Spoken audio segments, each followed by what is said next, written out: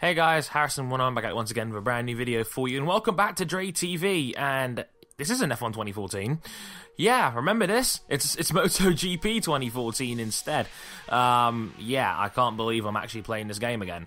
Sort of. It's actually borrowed footage from my last career mode, but hey, who cares? It's MotoGP content. What's not to love? I know it's been a long time since I've actually done this, and the reason why I've not actually played MotoGP 14 in a while is simply because I've not had anything to talk about, really.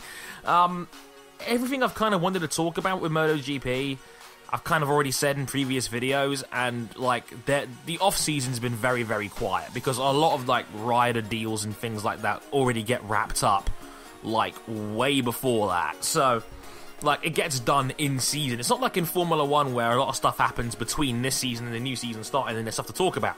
In MotoGP, it all happens during the previous season. So yeah, the off-season's been very, very quiet. There's a little bit of talk about testing I could go into if you really wanted me to. You know, I don't mind.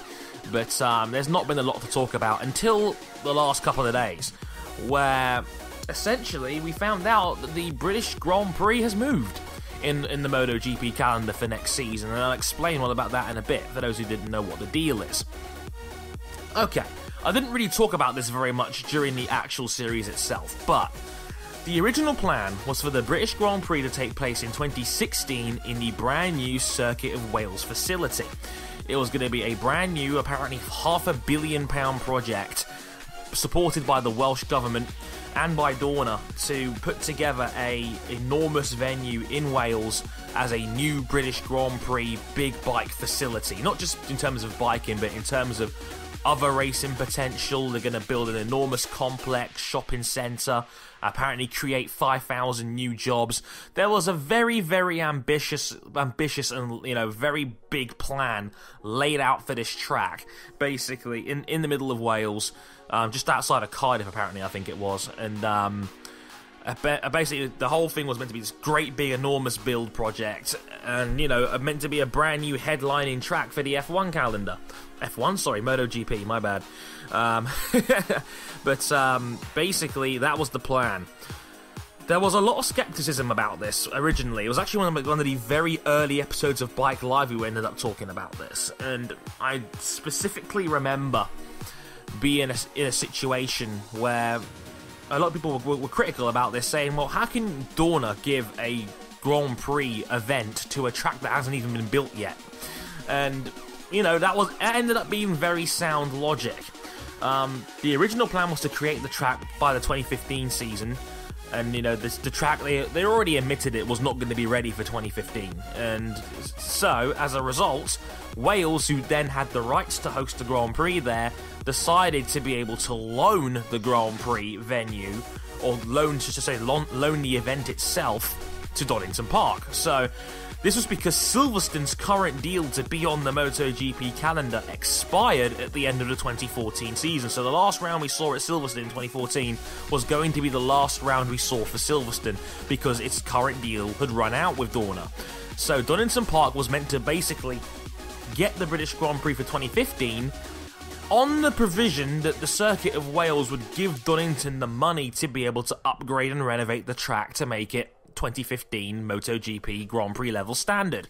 So Wales were essentially loaning Donington the Grand Prix and giving them the money to be able to renovate it and upgrade it to a point where it could run a race on the 15 calendar.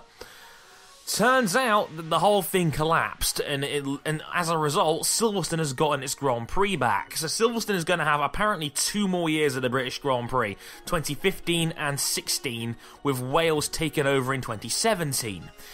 Yeah, it sounds a bit confusing, and yeah, it kind of is, so, ugh.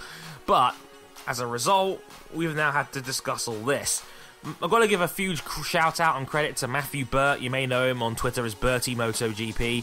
He used to be journalist for MCM, but I think he's now taken over the world feed for MotoGP commentary from next season. So if you like your live access subscription, you can have Matthew Burt on commentary from here on in, which is going to be pretty neat. But anyway, apparently this was on the cards for a couple of months, and that Wales just did not have the funds to be able to help Donington out and be able to give them a Grand Prix venue that was worth running the 2015 season around. Obviously, Silverstone is the premier motorsport facility in this country, and yeah, really, it's also the only really major bike track on the MotoGP calendar that can handle all the bikes as a facility. And apparently, any track that can really handle them all safely as well. I know people were suggesting places like Cadwell Park, for example, and the big hills and whatnot, but apparently that's not really that safe anymore. Well, apparently it's safe for the British Superbike Championship, but not for MotoGP. I don't know. It's a weird one.